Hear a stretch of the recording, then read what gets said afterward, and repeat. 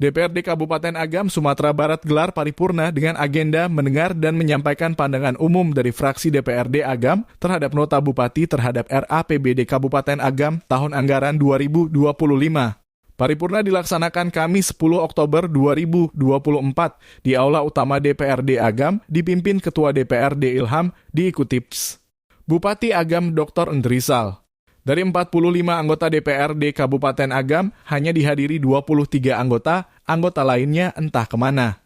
Yang memberi kabar hanya fraksi Golkar, gabungan Partai Golkar Hanura, PBB, dan PKB tidak hadir karena ada kepentingan partai hingga tidak hadiri paripurna. Paripurna ini juga dihadiri Forkopinda OPD. 6 fraksi yang menyampaikan pandangan umum. Fraksi Keadilan Sejahtera menampilkan juru bicara Asrizal.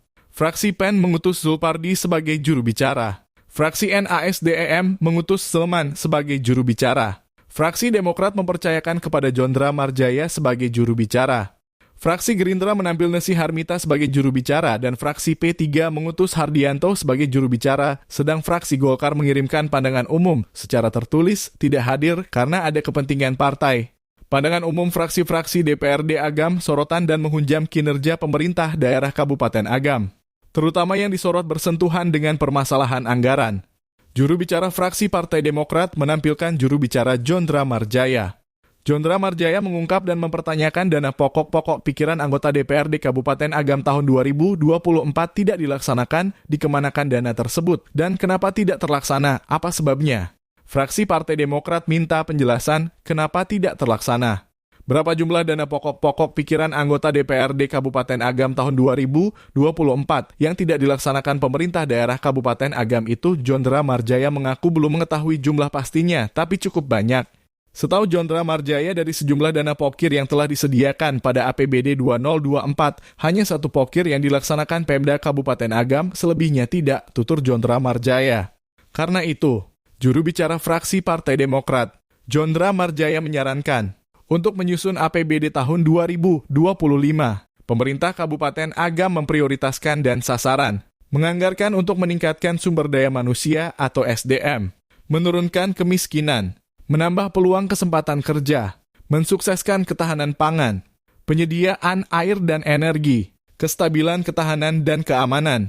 Selain itu, APBD Kabupaten Agam 2025 juga mengutamakan rehabilitasi dan rekonstruksi daerah pasca bencana erupsi Gunung Merapi.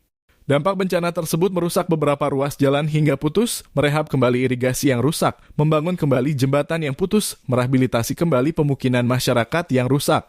Jondra Marjaya juga mendesak peningkatan pendapatan asli daerah disingkat dengan PAD Kabupaten Agam tahun 2025 mengacu kepada peningkatan dan tercapainya target pendapatan asli daerah atau PAD. Dengan tegas Jondra Marjaya agar pemerintah daerah Kabupaten Agam mampu menggali sumber-sumber PAD dengan sebaik-baiknya dan maksimal. Bupati Agam Dr. Endrisal, yang diminta tanggapannya usai paripurna, menjelaskan apa yang disampaikan fraksi DPRD Kabupaten Agam dalam pandangan umum fraksi itu akan dibahas bersama kembali setelah usai paripurna ini.